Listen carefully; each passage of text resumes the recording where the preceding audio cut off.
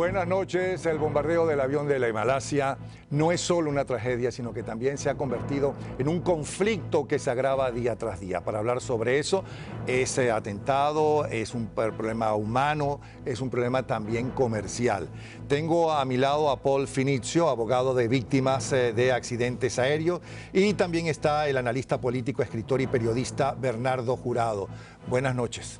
Buenas noches. Bueno, el avión, la Malaysia Airlines, es una de las 4 únicas líneas aéreas en el mundo que tiene el certificado máximo de Skytrax, ¿no? Así todo, hay muchos familiares de las víctimas que se están quejando. No es el primer accidente grave que ha tenido, son 3 lo que ha tenido, pero también estaba a punto de quebrar en el año 2006 y tuvo que reducir el personal. Desde ese punto de vista, ¿qué nos puede hablar usted? Pues ese tema, y muy buenas noches otra vez, que lamentablemente las compañías, especialmente que tienen un antecedente como esta compañía, están haciendo programación de vuelos en una forma para ahorrar dinero, para maximizar ganancia a costo de vida. Pero un momento, la línea aérea estaba volando por un cielo que las autoridades aeronáuticas le permitían y lo consideraban seguro a pesar de la situación política. Permitía, pero hay muchas aerolíneas que tomaron el consejo, como nuestra FAA había prohibido el transcurso de esa ruta aérea, sabiendo que es una zona roja con mucho peligro. Cuando uno tiene 280 pasajeros y sabe que la probabilidad está muchísimo más alta que normal, y sabemos que la inteligencia de las aerolíneas es muy alta también, pueden ver que el riesgo alto exige un cambio de ruta. Eso a pesar de que es una de las 4 únicas líneas en el mundo 5 estrellas. No importa si son 5 o 6 estrellas, es que nosotros... Pero son ganadas las 5 estrellas. Ganadas, sí, pero no estamos hablando de servicio, de servir café, no, cómo trata el equipaje de uno. Estamos haciendo decisiones estratégicas para tener la evasión más grande de peligro a sus ocupantes. Pero en estas 5 estrellas no cuenta, por ejemplo, la seguridad. Tiene que contar la seguridad como no solamente el café, como usted dice. No, la seguridad... Que suele ser bien mano en todas las líneas aéreas, por cierto. Pues no diría esto, pero la seguridad, estamos hablando aquí de una decisión por mandar vuelos diariamente, cuando uno está mandando vuelos diariamente como cualquier... Habían pasado otros vuelos por ahí antes. Obviamente, y habían pasado, y si hubiera pasado el jueves sin problema, estarían todavía haciendo la misma trayectoria. Sabemos que el hecho de que un peligro no resultó en la realidad de un desastre, no es razón. ¿Quién puede asegurar una línea aérea? Yo estoy aquí como abogado del diablo, usted me perdona. No, yo después de la primera tragedia no sería como esa familia australiana que perdió familiares en la primera tragedia, la del avión que salió de Brasil y desapareció, el 370, y perdió también familiares en esta, vamos a estar claros. Pero ¿quién le garantiza a la línea aérea que no hay seguridad allí cuando Skylark le garantizó eso y la línea de aeronaves a la cual ella pertenece, a la compañía, le aseguró que era un trayecto seguro? Porque no estamos hablando de garantías. En este mundo sabemos que tenemos riesgo.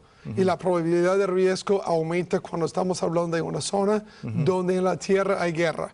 Entonces, cuando uno tiene un pasajero, hay una diferencia entre un pasajero y 200 personas. Entonces, uno puede no tener garantía, pero tiene que garantizar que está tomando todos los pasos en un riesgo aumentado para evitar hasta la probabilidad mínima. Garantía no existe para nadie, no hay garantía que yo llegue aquí hoy en mi carro.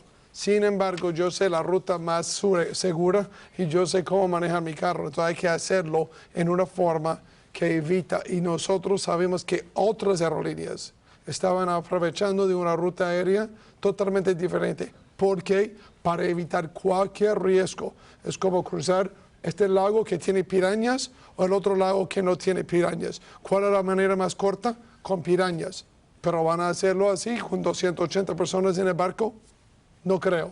Creo que esta línea va a la quiebra y no solamente porque ya tiene 2 aviones en este mismo año destrozados, No. poco menos de eso, sino también por las demandas que le vienen. No, porque entonces, tiene seguro que paga por el avión, por la nave y también para cualquier reclamo. Cada póliza de seguro no tiene nada que ver con la aerolínea. Mala fama, tal vez la propaganda está contra ellos, no va a haber tanta gente tal vez comprando tiquetes, pero por cobertura, por esos daños, está pre-comprado, el riesgo está comprado y cubierto por el seguro. ¿Qué dice Bernardo Jurado, que tiene todo un trabajo y un libro sobre el accidente o la desaparición del 17 de julio del 2014 de esta misma línea aérea? Buenas tardes, Bernardo. Hola, Napoleón, buenas tardes. Ciertamente tú acabas de decir que Malaysia Airlines ha tenido 3 accidentes graves, pero el avión Boeing 777-200ER, que es al que nos referimos con el caso del MH370 el 8 de marzo próximo pasado y el de ahora el 17 de julio, es un avión que ni uno solo de los 1.248 construidos a nivel mundial, ni uno solo ha tenido un accidente grave. Esto no es un producto del mal manejo del avión, es producto de que lo tumbaron con un misil, los separatistas. Y es un acto aquí terrorista. Aquí viene otro ángulo periodístico. Ucrania, quiero recordarle a los amigos que nos escuchan, que Ucrania realmente son 2. La Ucrania que obedece al gobierno de Kiev y la Ucrania que obedece a lo que ellos se han autodenominado el Partido Popular de Donetsk. Es una situación de separatistas apoyados por los rusos. El mejor ejemplo que yo puedo poner, si usted me pide mi pistola de reglamento y va a asaltar un banco y lo agarra la policía, lo más seguro es que lo metan preso y el segundo preso soy yo. Ese armamento, un lanzador de misiles Buk, que normalmente lanza el SA-11, que tiene 72.000 pies de altura para llegarle a cualquier avión, ese armamento no lo puede manejar un mono. Ese individuo tiene que tener un entrenamiento al menos de 6 meses. Pero quiero recordar otro ángulo periodístico. Esta misma semana del jueves, cuando cae este avión derribado por el misil, habían tumbado 3 aviones ya, un Antonov de carga civil, de fabricación rusa, un MiG-25 y un helicóptero de combate. En ese punto de vista, entonces hay que dar la razón a Pablo Finicio, ¿no? Porque uno tiene que estar consciente de todo lo que está pasando cuando está portando la vida de 280 personas. Y estoy totalmente de acuerdo con el análisis que acabamos de escuchar. ¿Cómo se le ocurre seguir haciendo, tomando este riesgo? Y sabemos que, ¿por qué? Corporaciones que hacen esa clase de transporte, cualquier corporación que hace eso, está poniendo las ganancias primero. Jurado, pero es muy extraño que los separatistas prorrusos no dejen entrar a más nadie, que tengan la caja negra, que no entren investigadores internacionales. Eso es altamente sospechoso. Tienes toda la razón. Mira, yo observo desde esta latitud, desde este hemisferio, que el presidente ucraniano, Petro Poroshenko, tiene buena intención. De hecho, acaba de ordenar en la tarde de hoy una zona de exclusión de 40 kilómetros alrededor del punto donde cayó el avión. Está prohibido, hay un alto al fuego en 40 kilómetros alrededor, precisamente para que el combate no cambie la zona del crimen, porque esto es un crimen. A estas personas las asesinaron unos individuos. Te tengo otra noticia. La inteligencia ucraniana detectó llamadas telefónicas entre estos separatistas, pasando la novedad de que ciertamente habían tumbado un avión civil. Eso sí sabía desde el viernes. Sí, claro. Desde el viernes.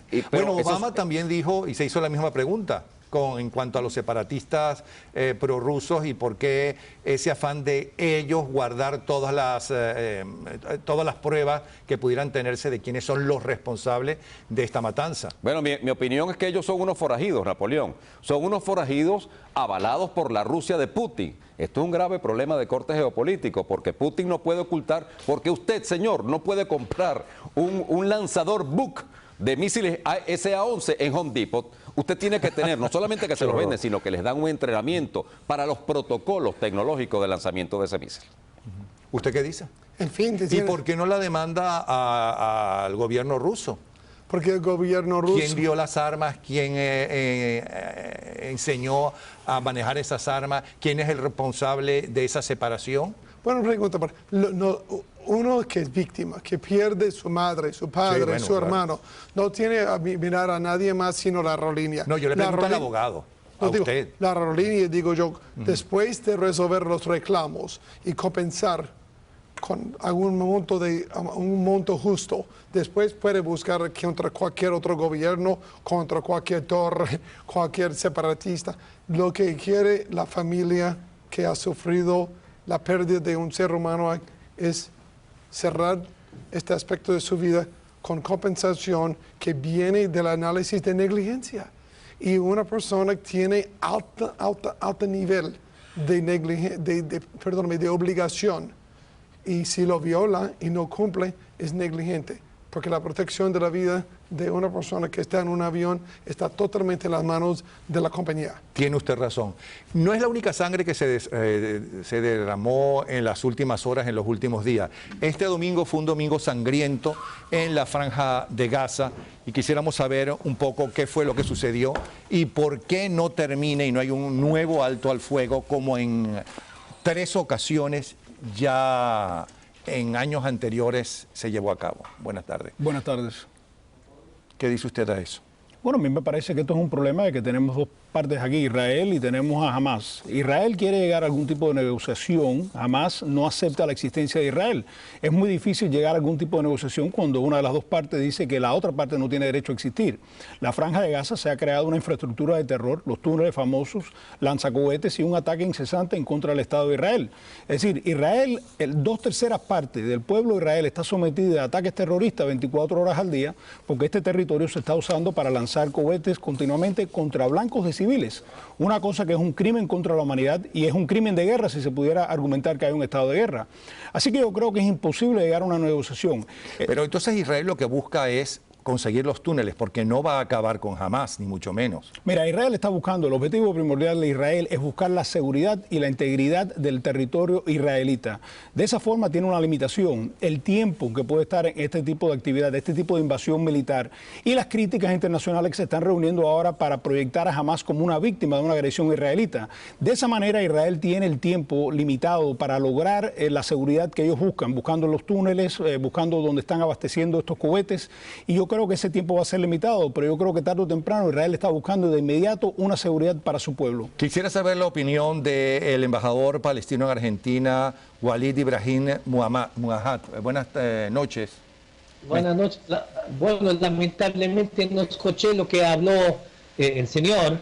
¿Me lo puede decir en resumen qué dijo exactamente? En resumen es que el ejército israelita lo que está buscando es acabar con los túneles por los cuales la gente de miembros de Hamas han tratado de entrar en Israel y que la verdad es que esta guerra no termina aquí.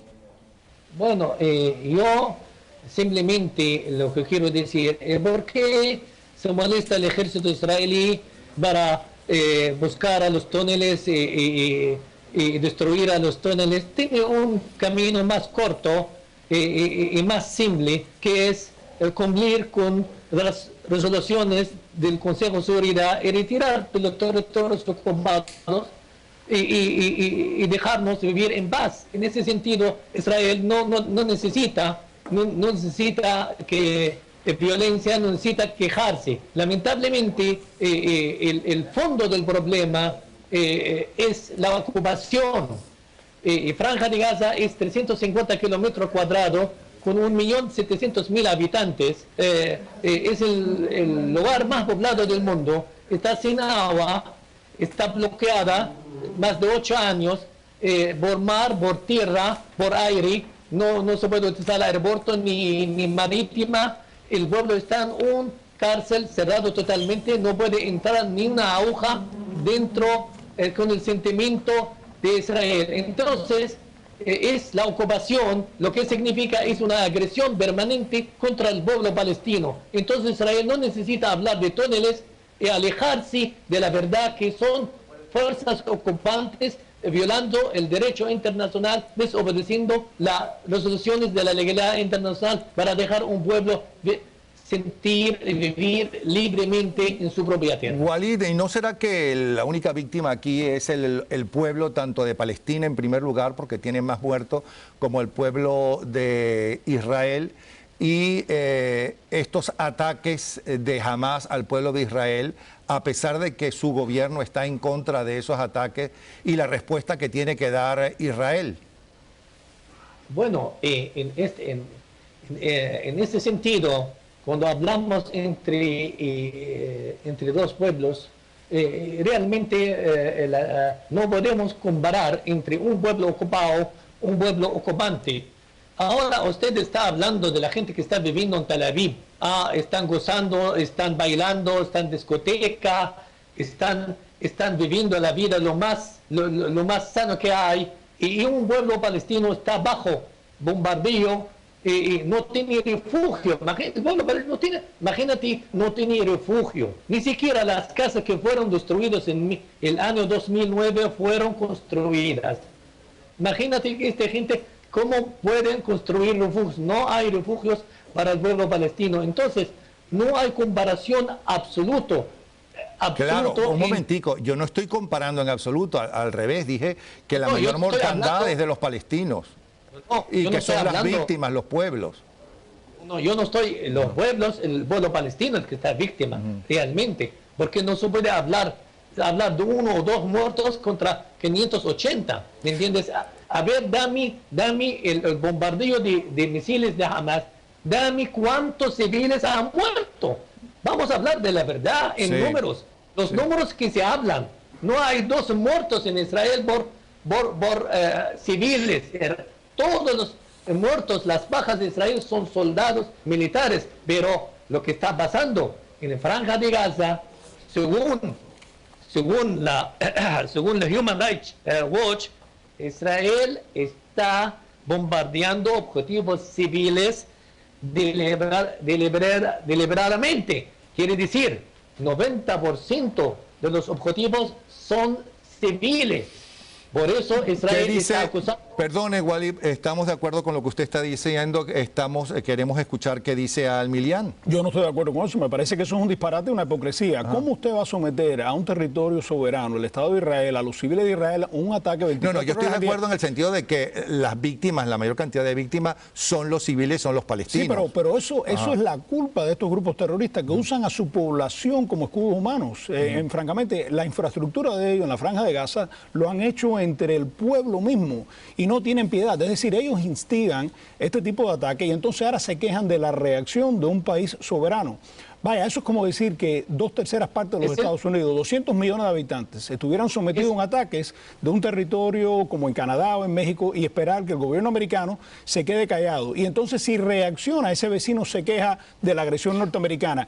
Ese es el problema fundamental aquí. Si jamás llegara a la mesa y quisiera hablar de paz, y quisiera terminar, pero no lo quiere. Cuando tú comienzas, como lo hacen estos grupos terroristas, diciendo que Israel no tiene el derecho de existir, entonces obviamente que va a haber un estado de guerra. Bueno, ya tenemos los 2 puntos de vista, pero lo que es cierto es que hasta ahora, ¿no?, en todas estas guerras que se han suscitado a lo largo de todas estas décadas, desde la aparición de Hamas en 1900, cuando la Intifada, las guerras terminan después que hay mucha sangre de por medio y mucha presión internacional. Le pregunto a ambos, ¿ya hay suficiente sangre y presión internacional como para que termine temporalmente esta nueva guerra y esta nueva matanza? Israel ha propuesto llegar a un acuerdo. ¿Qué dice Walid? Vamos a escuchar.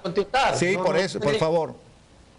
Lo que quiero decirle es el descorrallado de toda Israel cuando dicen que los palestinos están utilizando escudo humano. Todo esto para justificar la gran matanza de los civiles.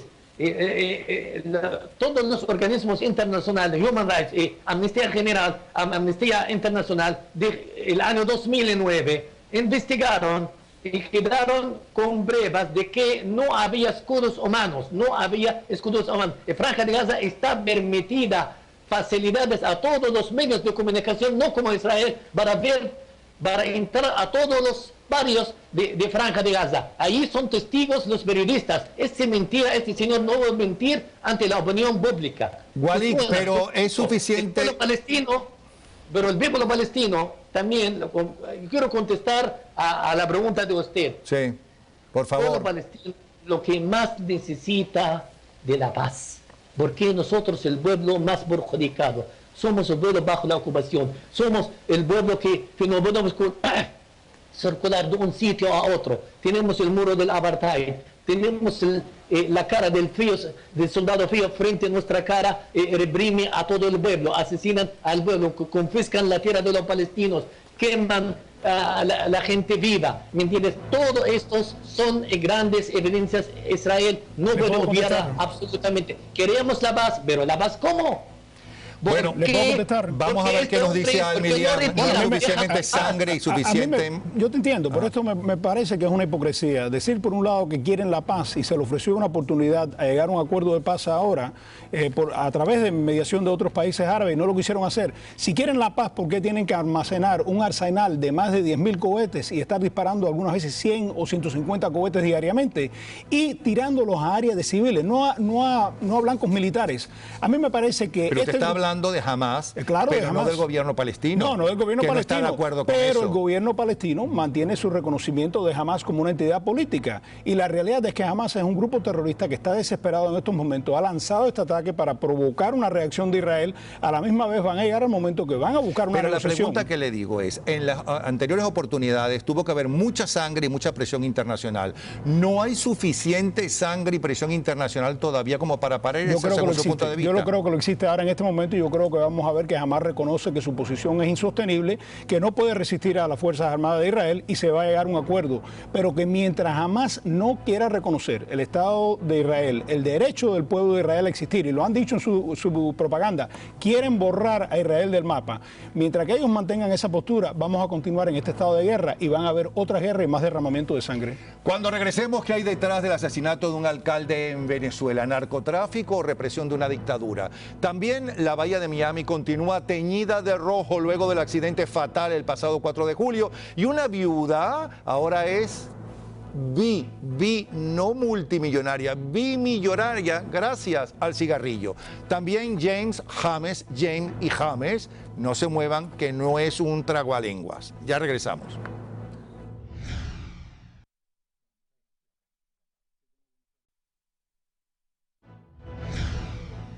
La muerte a puñaladas de Enrique Franceschi, alcalde opositor del municipio Arismendi del estado Sucre en Venezuela, levanta una vez más la bandera roja en Venezuela. Este es un pueblo de apenas 47.000 habitantes, este era un alcalde democrático y ahora hay unas denuncias de que esta muerte no es como está empezando a investigar los especialistas allá en el país, sino que tiene que ver con el narcotráfico. De hecho, hay unos twitters que más adelante les leeré. Antes quisiera saber con César Rincones, diputado a la Asamblea Nacional por Acción Democrática, ¿qué están pensando ellos? ¿Qué creen ellos que pasó en esa madrugada del domingo? Buenas tardes. Buenas tardes, Napoleón. Casualmente ahorita venimos ya del entierro, dale Cristiana Sepultura, Enrique Franceschi. Bueno, es una situación bastante difícil, es un pueblo que está consternado por este hecho que ocurrió. Tan vilmente han matado al alcalde.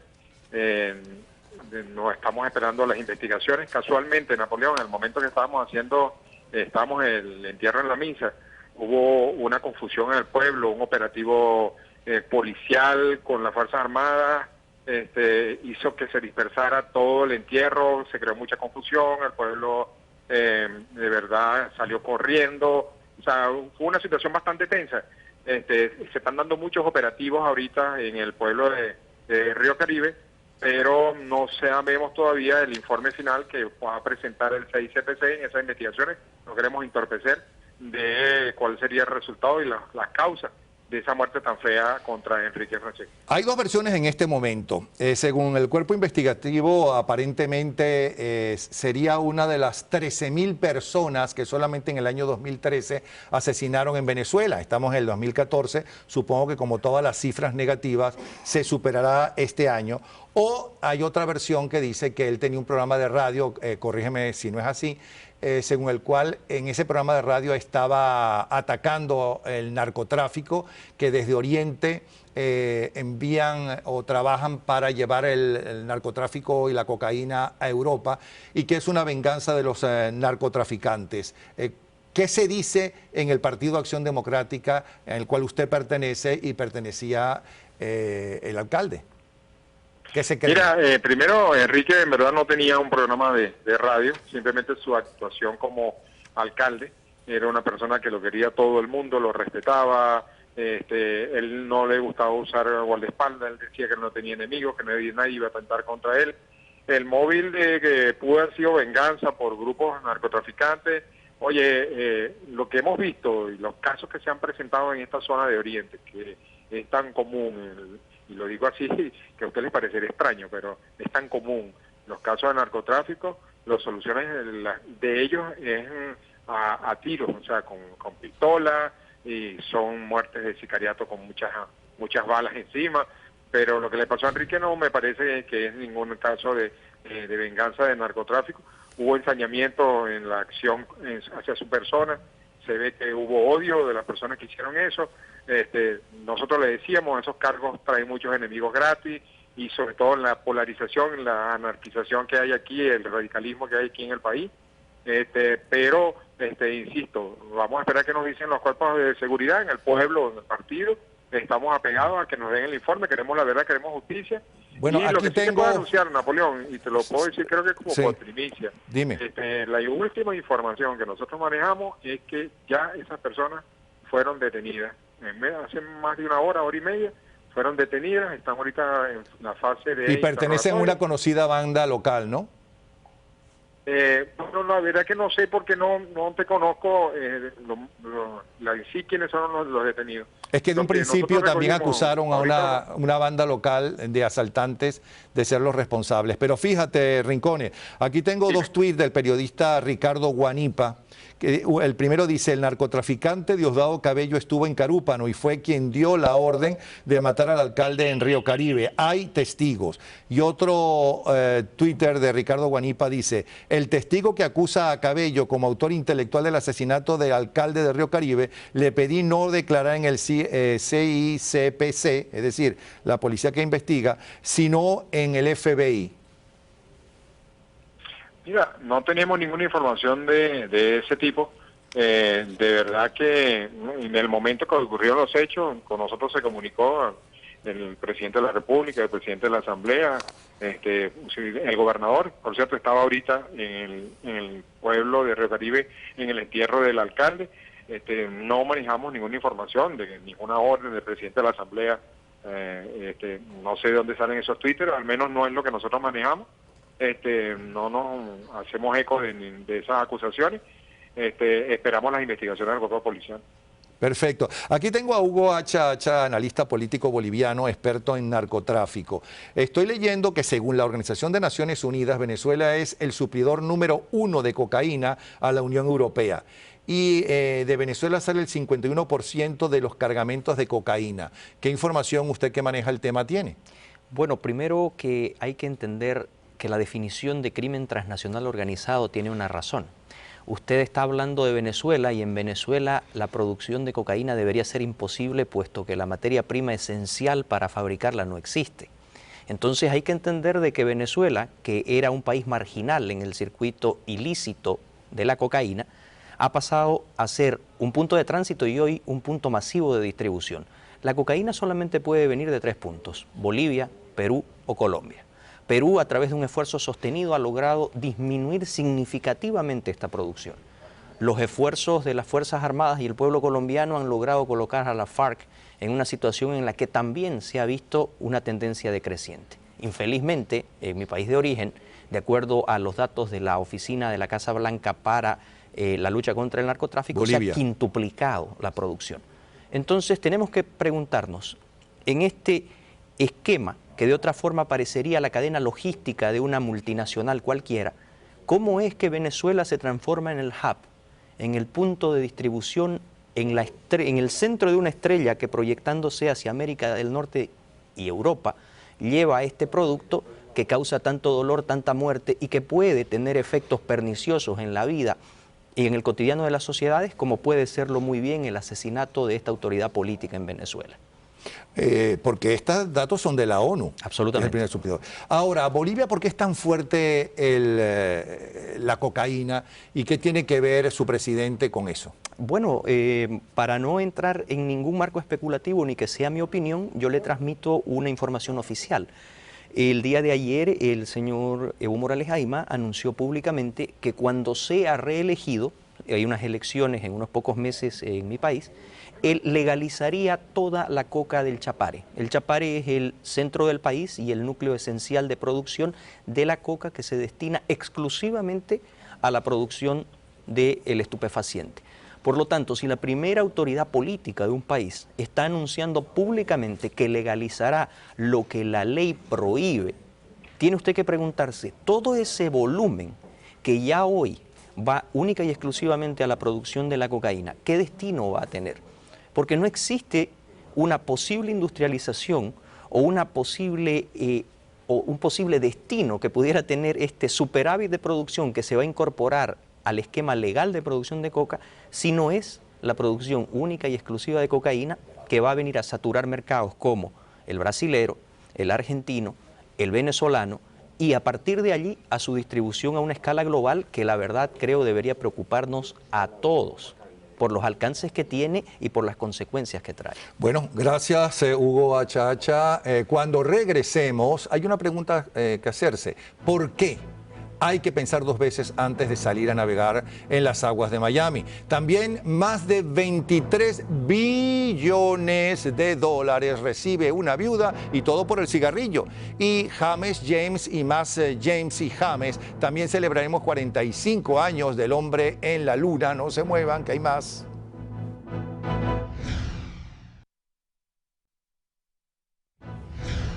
Hay que pensarlo dos veces antes de salir a navegar en las aguas de Miami, así como lo oye. Un día de asueto puede transformarse en lo peor, como le sucedió a Joaquín Jack García, bombero, marino, padre de Andrew, joven víctima de un accidente el día 4 de julio en la bahía de Biscayne.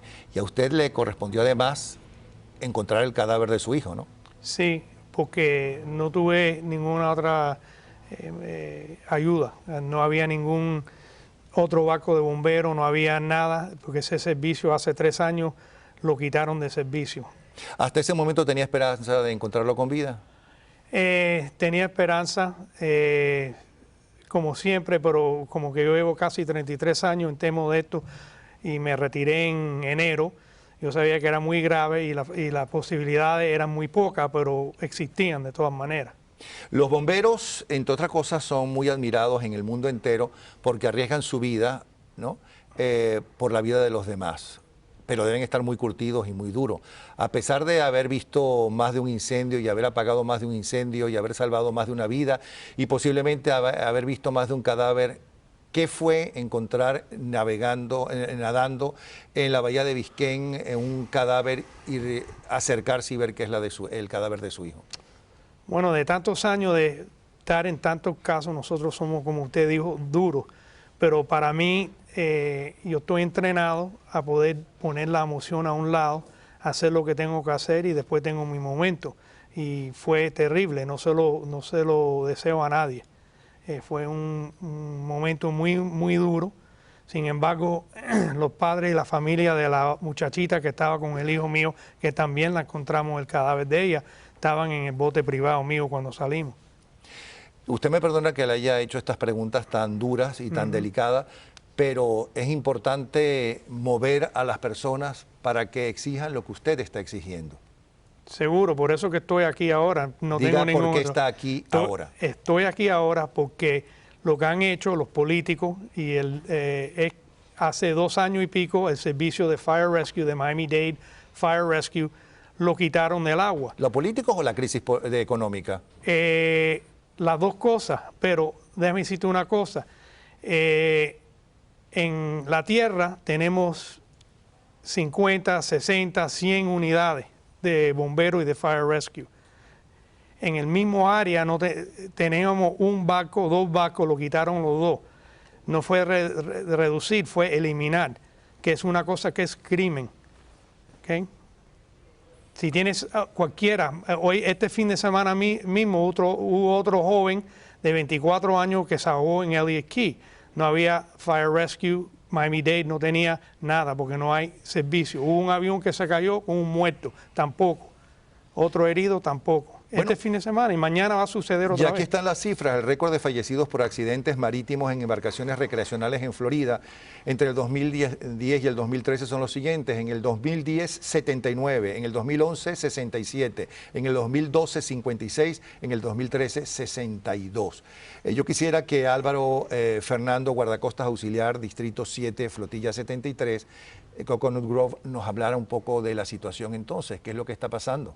Porque yo no creo que ninguna autoridad desea que suceda lo que está sucediendo. Lo que está pasando es que necesitamos más educación para los operadores de los botes recreacionales. No quiero abrumar con cifras. O sea que Florida es el estado que necesita mayor educación porque es el que mayor número de accidentes marítimos tiene, me quiere decir, de todo Estados Unidos. Claro, pero recordemos además que el sur de la Florida hay todo el año navegación recreacional. Mire, tenemos un 77% de las víctimas se murieron por ahogamiento. 77% de las víctimas. Y de ese 77%, el 84% no usaba un salvavidas. Sí, pero eso no es una justificación, eso es un error gravísimo de esta gente que murió, si murió por eso, porque no yo tenía... no estoy hablando de este accidente, perdóneme. No, en esa cifra, yo no hablo del accidente Claro. que acabamos ahora de hablar. Yo eso lo que es le estoy un caso. diciendo, lo que le estoy diciendo que si nosotros, todos los que operamos botes recreacionales, usáramos el salvavidas. ¿Los operadores necesitan alguna licencia especial para señor. operar? Solamente los nacidos después del año 88 requieren un Boating Safety ID que se puede obtener a través de nosotros o en el website de FWC o con online también se ¿Y puede por qué hacer. para operar un carro se necesita una licencia y para operar un bote no? No sabría decirle, señor. ¿Pero usted está de acuerdo con eso? Porque yo estoy de acuerdo con lo que la ley dice. y la ley dice que no hace falta La ley dice tener que no hace licencia. falta. Pero sí la ley dice que además hay algunos requerimientos de seguridad del bote que los operadores de los botes tampoco están cumpliendo.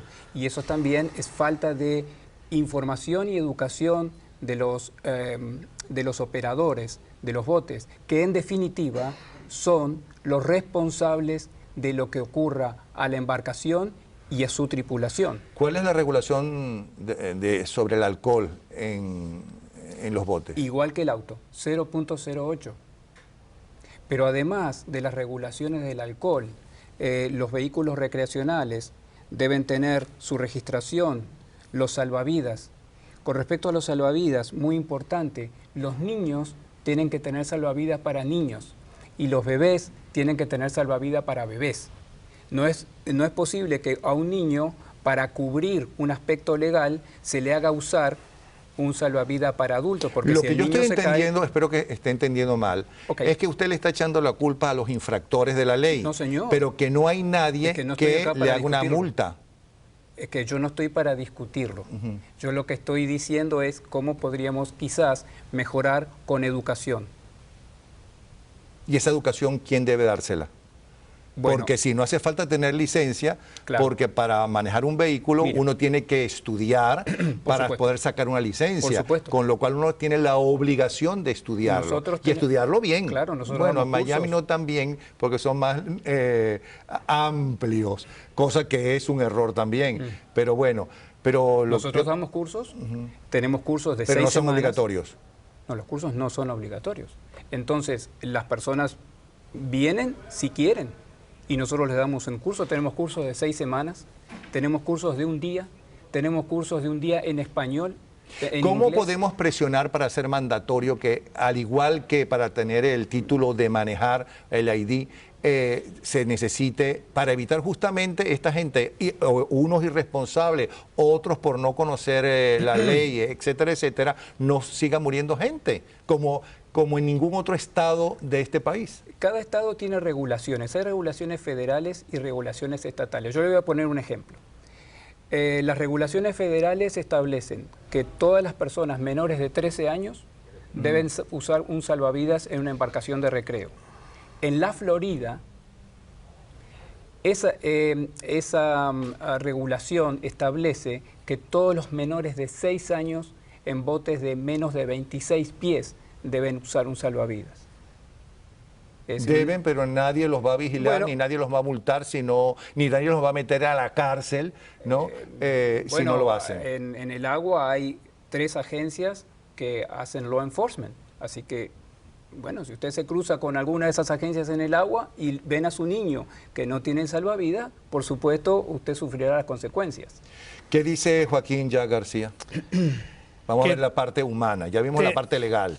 El pueblo que yo llevo 54 años viviendo aquí en Miami, mucho de ese tiempo navegando en el agua y 33 sirviendo a los ciudadanos de aquí, se tiene que despertar y dejarse de engañar. Y este servicio lo tienen que poner otra vez en servicio mañana, que no va a evitar los accidentes, pero cuando haya un accidente no esté como yo, pensando que se hizo todo lo que se pudo hacer. Y tienen que llamar a los políticos, si no lo oyen, cuando hagan las elecciones, cámbianlo y pongan gente responsable, porque en este caso es totalmente irresponsable lo que han hecho con el servicio y nos afecta a todos. Bueno, muchísimas gracias. Es un tema para seguir discutiendo. Y al regresar, viuda y billonaria. Dije bi, no mi. Gracias al cigarrillo. Y 45 años del hombre, la llegada del hombre a la luna. Le tenemos un buen video. No se muevan.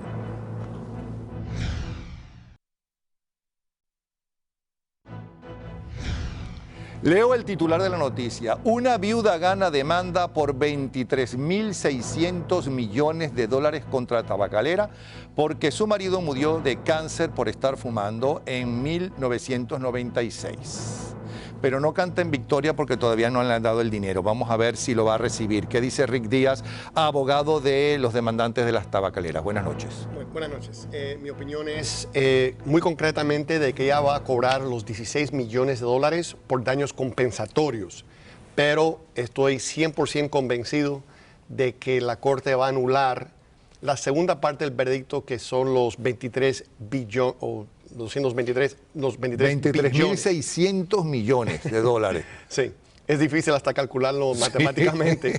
Dicho de paso, la compañía R.J. Reynolds, que es el demandado en este caso, tiene un valor neto de flujo de caja de 5.9 billones, o sea que colectar esta demanda pondría en bancarrota a la compañía. No hay ninguna manera en el mundo que se va a sostener el veredicto por los daños punitivos. Pero es que yo creo que con este antecedente todas las compañías tabacaleras pueden ser demandadas si algún familiar murió de cáncer por fumar antes de 1996. Y miren que debe haber muerto muchísimo. No, entre ellos, el modelo más famoso de anuncios de cigarrillos. Sí, bueno, sí y no. Yo tengo en mi inventario como 156 de estos casos, pero las personas que no se apuntaron con abogados antes de enero 11 del 2008 ya no pueden entrar en estas demandas. ¿Por qué? Bueno, porque esto fue una demanda colectiva, un class action que se inició en el 1996 casualmente, estuvo 12 años corriendo a la corte, resultó un veredicto final para la clase entera de 154 billones de dólares. La Corte Suprema de la Florida desertificó la clase y dijeron que solamente tenían hasta el 2008 ¿Cuántos se han enjuiciado en Florida? En la Florida hasta hoy día hemos enjuiciado 155 casos. ¿Cuántas han ganado? Los demandantes. Hemos ganado 77 de 155 casos, un poquitico más de la mitad. Bastante para enfrentarse a esas compañías multimillonarias, ¿no? Bueno, yo he llevado 3 casos en los últimos 3 años, he ganado 2, perdí 1. ¿Qué son daños punitivos y qué son daños compensatorios? Buena pregunta. Los daños compensatorios es para compensar a la persona, el fumador o su sobreviviente, en un caso como este, por los daños de sufrimiento físicos, mentales, emocionales, por la pérdida de la calidad de su vida. Esa cantidad, dicho de paso, generalmente queda disminuida por una parte de responsabilidad personal del fumador. El averaje en los casos que estamos viendo es el 45%. Un veredicto de 10 millones se convierte en un veredicto de 5.5. Los daños punitivos, sin embargo, es para castigar a la persona, o mejor dicho, en este caso, a la compañía o las compañías. Esto senta un antecedente interesante para las víctimas del cáncer y cómo prueban que es un cáncer por fumar cigarrillos. Bueno, yo, por ejemplo, en mis casos, y estos todos abogados, somos como 20 en la Florida que estamos llevando estos casos porque son muy costosos y muy riesgosos. Usamos testigos expertos, usamos pulmonólogos, usamos médicos forenses para poder establecer que la persona tuvo una lesión causada por la adicción a la nicotina, por fumar cigarros, y entonces se utilizan testigos expertos médicos. Bueno, muchísimas gracias. No hay de qué. Voy a un galimatías. James y James, que creía que era lo mismo, pero sí. los colombianos han decidido que no es igual. Vamos a ver qué dice nuestro invitado. Buenas noches. Háblenos, por favor, de James y de James, que los dos son noticia. ¿Cómo está? Muy bien, muchas gracias. Bueno, pues uno lo conocemos muy bien, LeBron James, que ya sabemos que salió del Miami Heat y ahora se unió a los Cleveland Cavaliers. Y el otro es otro James, en este caso James Rodríguez, que bueno, pues tuvo un excelente mundial con la selección colombiana y pues hoy se dio la noticia que básicamente lo compró el Real Madrid, se lo compró al Mónaco y le pagaron, si no me equivoco, $80 millones por comprar al jugador. Acaba de recibir además el premio como que el mejor gol de todo el campeonato, sí, lo hizo él, ¿no? Sí, sí, bueno, pues este hombre se ha colocado ahora entre los astros del fútbol a nivel mundial por la participación que tuvo en Brasil. Bueno, y ahora parece ser que Messi no está tan contento con ese premio que tiene y la gente dice que se lo mereció el colombiano. ¿Hasta qué punto usted está de acuerdo con eso? Sí, a Messi le dieron el Balón de Oro, que en general todo el mundo se quedó pues sorprendido de ese premio. Merece el Balón de Oro, pero por su trayectoria. Sí, pero no necesariamente por el Mundial. No por el Mundial, porque ese Mundial para el Balón de Oro, muchas personas dicen que James Rodríguez o el mismo Müller de Alemania tuvo una mejor participación que lo de Messi. ¿Y ya recibieron a LeBron James allá? ¿Ya no le insultaron ni nada de eso? No, todo está bien. Él regresó a su casa, ha resumido la luna de miel con LeBron James allá en el noreste del estado de Ohio. Y pues nada, todo muy bien. Y aquí, mientras tanto, el Miami Heat recogiendo las piezas, preparando para la próxima campaña. Que parece que no va a ganar con el equipo que tiene ahora, que es muy difícil que gane. Bueno, las cosas cambian para el Miami Heat. Sigue siendo cambiaste de opinión fuera de cámara. Sigue siendo uno de los fuertes del este, aunque ya no es No te pongas rojo, cambiaste de opinión fuera de cámara. Sí, sí. No, pero el Miami Heat sigue, pues todavía hay piezas y jugadores que pudieran estar firmando con el Miami Heat, así que vamos a ver. Pero el Miami Heat va a estar compitiendo en el este. Pero va a necesitar más que nunca del apoyo de sus fanáticos. Oh, por supuesto. Que eso es fundamental. Apoyar, claro que sí. Gracias y te esperamos nuevamente. No. Y al regreso, un pequeño homenaje al aterrizaje del Apolo 11 en la Luna hace 45 años.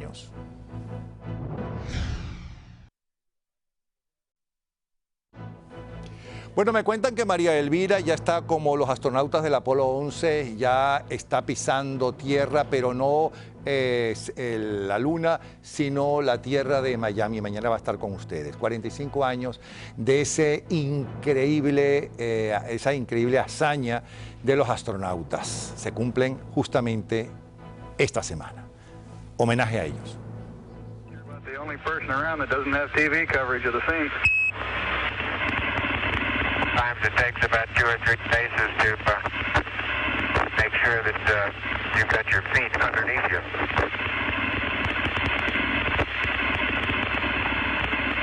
To the tune of about 5 inches, Houston. Roger. It almost looks wet.